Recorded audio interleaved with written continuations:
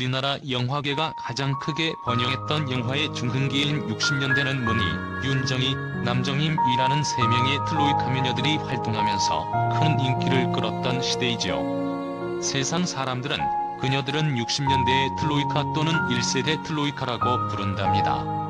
60년대 중반, 좀 더 신선하고 세련된 미모를 갖춘 3명의 미녀 여배우들이 출연해서 관객들의 열화와 같은 환호를 받았는데, 이 시기는 우리나라 영화 산업이 가장 크게 번성했던 우리 영화의 황금기였는데, 이 시대에는 대단히 연기 잘하고 뛰어났던 배우들이 많이 활동했답니다.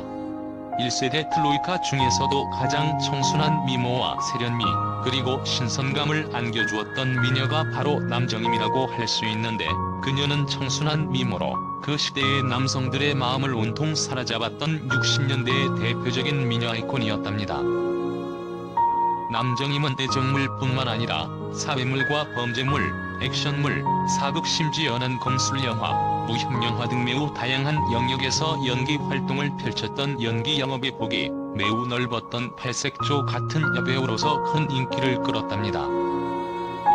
문희와 윤정희는 보편적인 미인이라고 할 수 있지만, 남정임은 두 미녀 여배우와는 색다른 신선함과 세련미, 그리고 독특한 개성미를 갖추고 있었기 때문에 남정임은 트로이카 3인방 중에서 가장 청순한 미녀로 볼 수 있는데, 특히 젊은 층들의 큰 사랑을 받아왔던 여배우입니다. 남정임은 이러한 검객무협 영화에서 세련된 미모와 신비로운 검술을 선보이는 여전사로 출연해 열연을 펼침으로써 그 당시 젊은 남성들로부터 큰 환호와 칼채를 받았던 겁니다.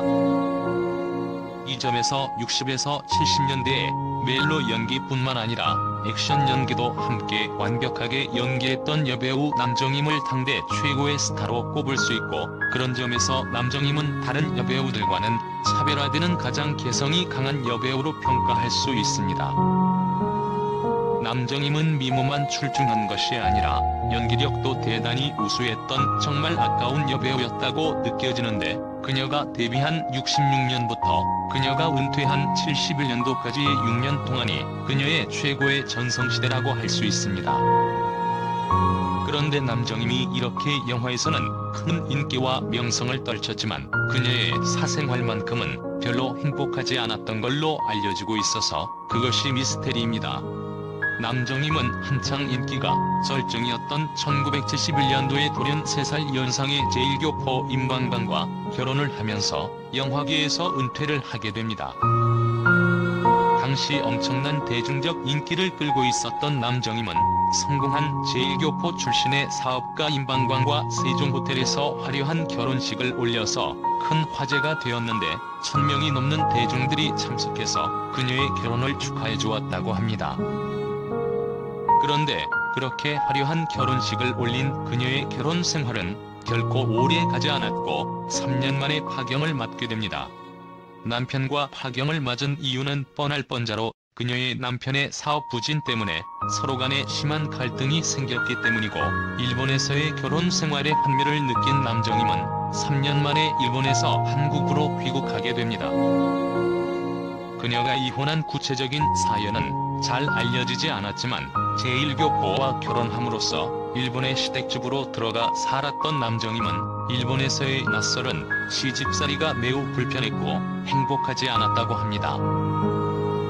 특히 일본에서 남정임은 남편의 시댁집에서 운영하는 도쿄에 있는 한 식당에 자주 동원되어서 홀서빙 일까지 했었다고 하니, 화려한 결혼식과는 달리 그녀의 실제 결혼 생활이 얼마나 고달팠는지 이해가 가고도 남는 부분입니다. 왕년에 한국을 대표하는 톱미녀 스타가 일본 식당에서 홀서빙을 하다니, 특히 그녀의 시부모님은 남정임을 식당으로 불러내어 서빙 일에 시키면서 그녀를 마구잡이로 부려먹었다고 합니다. 이러한 고된 시집살이와 남편의 무책임한 행동, 사업 부진 등이 부부간의 갈등을 증폭시켰고, 결국 남정임은 남편, 시집과의 불화를 극복하지 못하고 3년 만에 남편과 결별하고 한국으로 귀국합니다.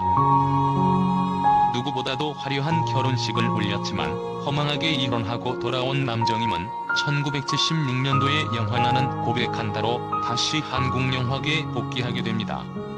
그리고 그 후 남정임은 주로 안방 TV 드라마에서 출연해 연기 활동을 펼쳤습니다.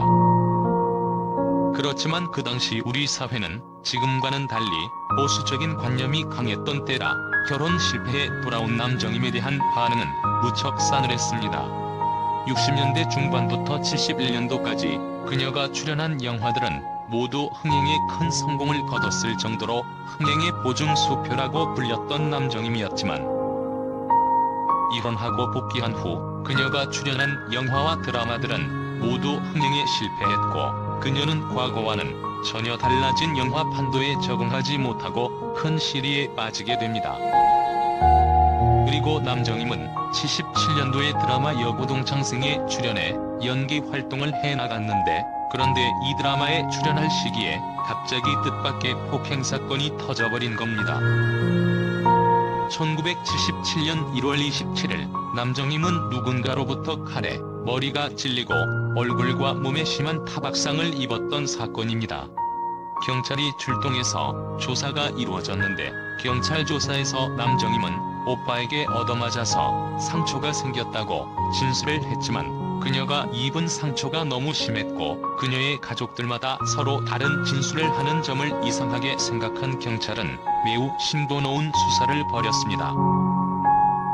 경찰의 정밀한 수사 끝에 오빠에게 맞았다는 남정임이 진술은 거짓임이 드러났고 그녀는 오빠가 아닌 그녀의 애인이자 동거인이었던 노승주에게 얻어맞았다는 것이 백일하에 드러났습니다. 놀랍게도 남정임은 자신의 집에서 학원 이사장 출신인 애인 노승주와 동거를 해왔는데 밤에 늦게 귀가하고 거짓말을 한다는 이유로 애인 노중주로부터 심한 폭행을 당했던 겁니다. 그런데 이 같은 사실이 대중들에게 알려지면 남정임이 이미지가 크게 훼손되고 연기 활동에 큰 지장이 초래되기 때문에 남정임은 이 같은 사실을 숨기고 거짓말을 했던 것입니다. 결국 거짓 증언을 한 남정임과 오빠는 공무집행방해죄가 적용되어 경찰에 입건되어 형사재판까지 받는 처지가 됩니다. 이 같은 남정임이 폭행 스캔들이 언론에 보도되고 세상이 널리 알려지면서 남정임은 여론의 호된 비판을 받게 됩니다. 이 폭행 스캔들이 터진 당시만 해도 남정임은 일본에 있는 남편과 정식으로 이혼하지 않고 별거만 해온 상태였습니다. 아직 이혼도 하지 않은 여인이 외간 남자와 동거를 하고 폭행에다 거짓말까지 한 사실이 들통이 나자 그녀는 대중으로부터 심한 도덕적인 비난을 받았던 겁니다.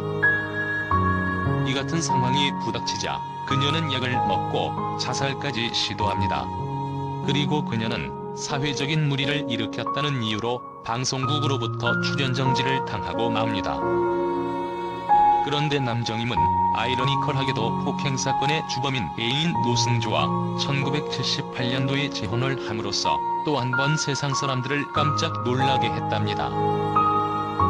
노승주와 결혼한 후 남정임은 연예계에서 은퇴하였고 남편과의 사이에 일남 일녀를 낳아 기르면서 안정된 삶을 살아가게 되었고 그 당시 남편 노승주는 대한도시가스 대표이사를 맡는 등 성공가도를 달려갔습니다.